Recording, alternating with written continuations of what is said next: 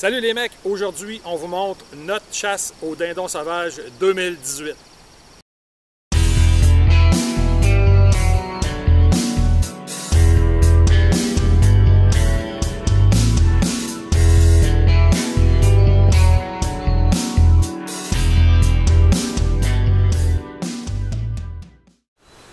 Faut dire que quelques semaines avant le début de la chasse, genre 2-3 semaines avant, autour de la maison, à mon chum, chez Steve, il y avait des dindons un matin tout le tour. Il envoyait toujours pratiquement à chaque jour.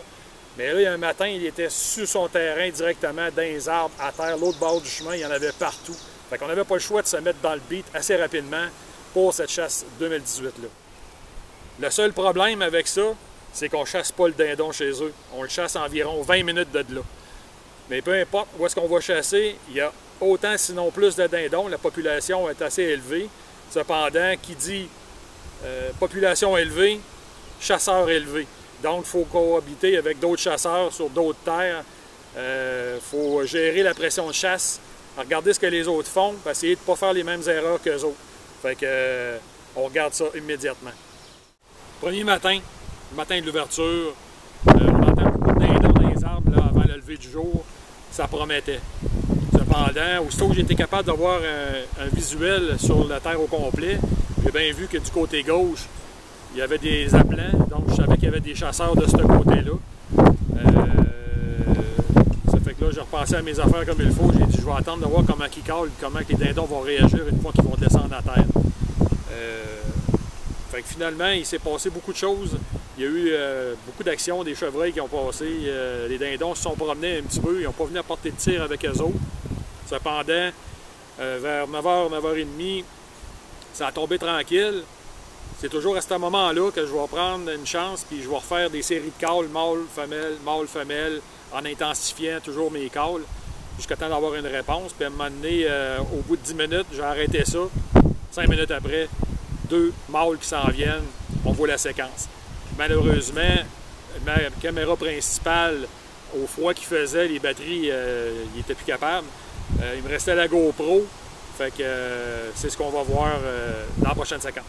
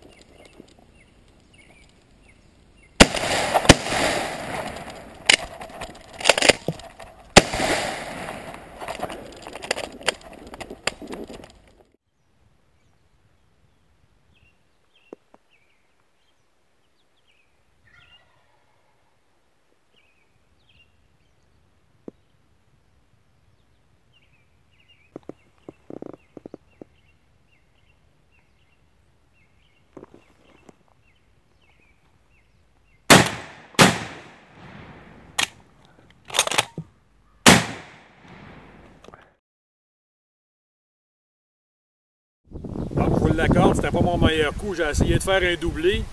Il était à peu près 20 pieds un côté de l'autre. Et j'ai commencé par celui qui était le plus loin, parce qu'il était à maximum de portée que j'étais capable de faire. C'est pour ça que j'ai donné 2 shots en partant. Après ça, un petit enrayage, réaction rapide. Le deuxième il était déjà à la course, là, puis parti vers le boisé. Fait qu'oubliez ça, j'ai pas été capable de le clencher. Fait que bref, j'ai quand même eu mon premier dindon le premier matin. Fait que on y va pour le deuxième. La deuxième séquence du jour, avec mon chum Steve, qui est environ 2000 pieds en face de moi, l'autre bout de la terre, à côté sur le bord du bois, dans un fossé. Lui ici, il y a beaucoup de chevreuils qui se promènent, il y a des dindons qui viennent passer proche, mais ils n'osent pas venir. Donc, à un bon moment donné, je le voyais dans mes jumelles, qu'il y en a un qui s'en allait, il avait l'air d'un pas assez décidé. Lui, il n'a pas eu de chance, Steve fait feu dessus, puis on regarde la séquence.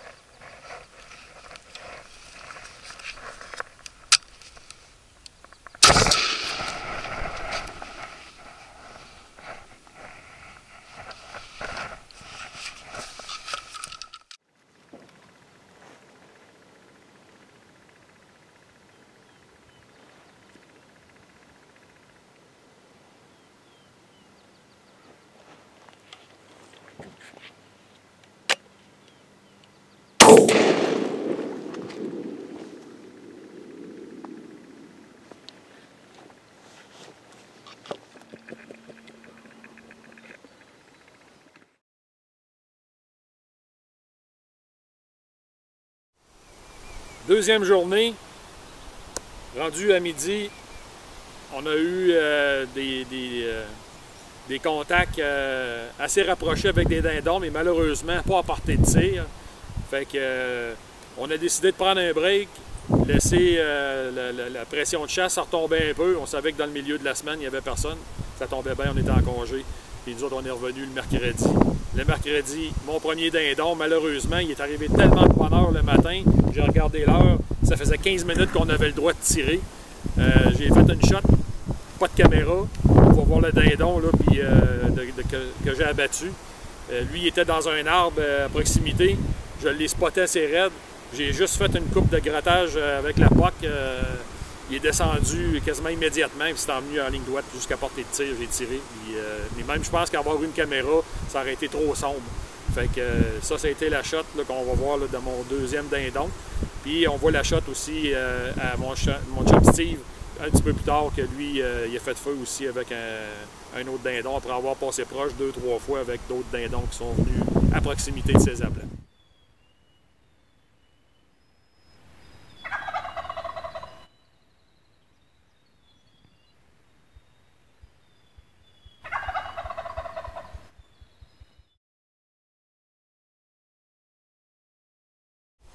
Deuxième dindon de mon chum Steve. Après, il était rendu 10 heures, puis il en a vu quelques-uns, mais assez loin. Il n'était pas coopératif du tout. Mais moi, de mon côté, ma chasse était finie. Puis je regardais sur ma pointe de gauche, là, il y en avait 7-8 qui étaient là. Je te dirais 7-8 minimum. Puis il se promenait tout le temps. Il passait sur le devant de la pointe, il revenait, il retournait tout le temps. Fait que j'ai texté Steve, j'ai dit... Si tu n'as rien à perdre, viens-t'en ici. J'ai dit, je vais t'envoyer ça à la pointe. J'ai dit, je ne sais pas ce que tu en penses, là, mais j'ai dit, j'en vois plusieurs qui font l'aller-retour tout le temps. Si tu coupes puis tu t'en vas là, d'après moi, tu vas faire une belle chasse. Fait que comme de fait, il arrive à ma hauteur, j'explique c'est où. Il rentre dans la pointe, tranquillement, en rampant. Puis là, je prends mes jumelles, puis je les vois toutes en revenir. Il y en avait au moins 8 femelles. Il y avait 2 tomes, 1 tome puis 3 Jake. Puis là, j'ai regardé. C'est sûr qu'avec les jumelles, à la distance qu'il était, j'avais l'impression qu'il était collé sur le bois. Il était un petit peu en retrait. Cependant, lui, il ne pouvait pas tirer parce qu'il était trop reculé dans le bois. Il n'y avait pas de shot, c'était trop sale. Mais là, à un moment donné, j'ai dit, voyons, ça va se faire. Fait qu'à un moment donné, ce qui devait arriver, il a fait planter le tome. Une belle bête. On voit les images. Je vous montre ça tout de suite.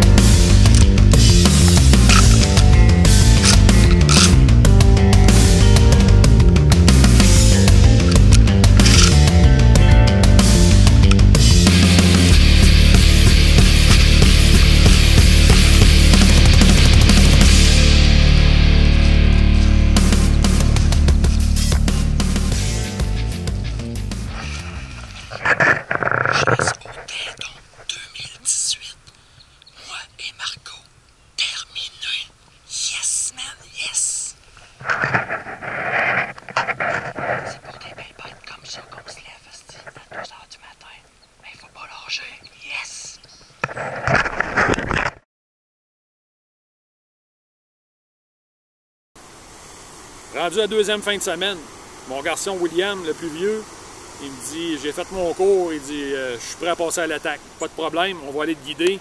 Steve va filmer, moi je vais te guider, puis on va essayer ça, j'ai bonne confiance. Fait qu'on arrive là, puis comme de fait, le matin, on commence à entendre le matin des dindons dans les arbres autour de nous autres. Fait que on place nos affaires, on s'installe, de noirceur, puis il n'y a vraiment pas de secret là-dedans. Il faut que tu arrives de bonne heure, vraiment avant qu'il y ait une lueur de lumière pour que les dindons se doutent de rien. Il ne faut pas que tu fasses de bruit. Puis c'est ce qu'on a fait, c'est ce que j'y montrais. Puis aussitôt qu'on a commencé à avoir un appel, des réponses, il y a un dindon qui s'est envenu par la droite parce qu'on a joué longtemps avec un gros dindon. Puis il ne voulait pas pantoute. À un moment donné, il s'en pointe d'un autre. Puis lui, il s'en vient. Puis là, il me dit à un certain moment donné, il dit... je pense qu'il dit il est trop loin. J'ai dit, si t'es capable d'avoir une shot, parce que je savais pas comment lui était placé, il était à peu près à 4 pieds à côté de moi. Je voyais pas son ouverture. Fait que j'ai dit, aussitôt que tu as une shot, tire. Moi, je connais mon gun. Je suis capable de savoir mon choke. Il va grouper à telle distance. Il était environ à 52 verges. Fait que j'ai dit, si tu es capable d'avoir une shot et que tu lui vises la tête, il va tomber, j'en suis convaincu. Fait que, il dit, t'es sûr? J'ai dit, tire. Et aussitôt qu'il y a eu une shot, il a tiré, on voit la séquence.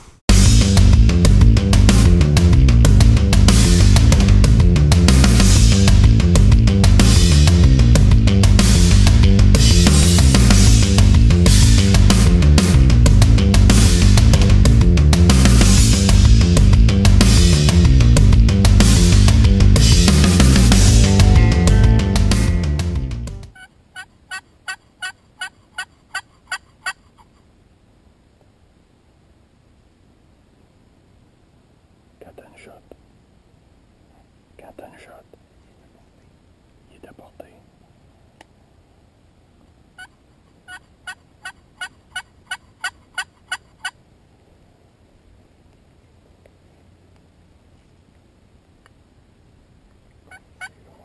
Non, c'est pas loin.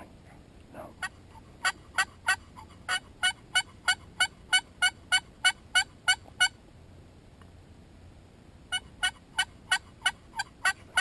Oui.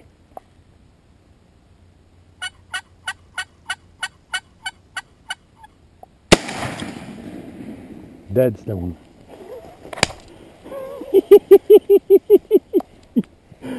Yes, monsieur, esti.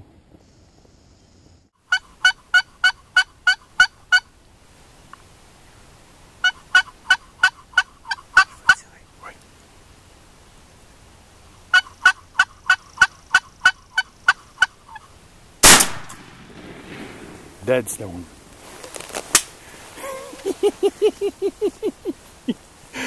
Yes, monsieur.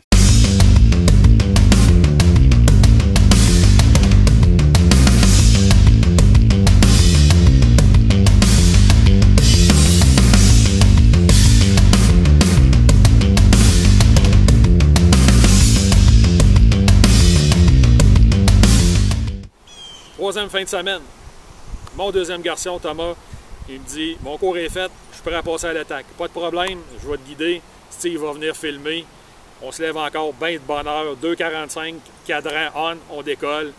Comme William, on s'installe de bonne heure, les appelant. On change par contre de place, on s'installe un peu différemment. Puis là, on dit go. On attend le dindon. Là, à un moment donné, on attendait. Puis on voyait pas grand-chose en avant. On a entendu beaucoup de l'autre côté de la terre. Il ne semblait pas avoir de pression de chasse, mais on a eu beaucoup d'appels et de réponses en arrière de nous autres. Fait qu'à un bon moment donné, en faisant face à notre terre, on en a entendu un qui se rapprochait. On l'a entendu traverser dans le bois, puis à un moment donné, il longeait en avant de nous autres parce qu'on était carrément sur une pointe, puis il a passé en avant de nous autres, puis à un certain moment donné, j'ai dit, il veut s'en aller puis traverser dans le champ de blé d'Inde. J'ai dit là, si tu as une shot à faire, il faut que tu apprennes maintenant. Il était à 60 verges. Il dit, il me semble que c'est loin. J'ai dit, 60 verges selon mon patron. Il va être correct, puis il devrait tomber. Comme de fait, il s'installe, il tire. Écoute, avec du 3 pouces et demi, numéro 5, 2 onces et demi, ça n'a pas le choix de faire effet. Il a culbuté, puis puis il était très content de récolter son premier dindon. On voit la séquence maintenant.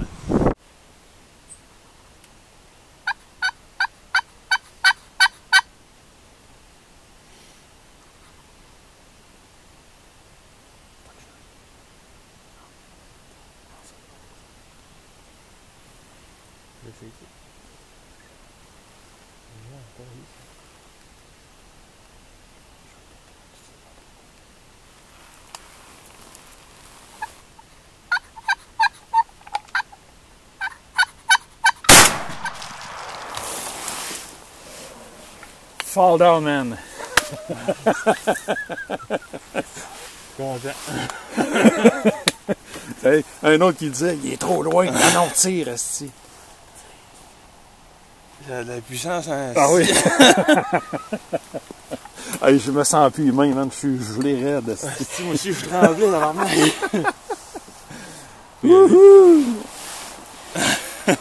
Yes. On l'a. Esti, finalement. Calvaire. Premier avis. Wouhou! Yes, sir. Il semblait loin, mais c'est fort. Hein? Cherchez ça. Esti, je me sens plus.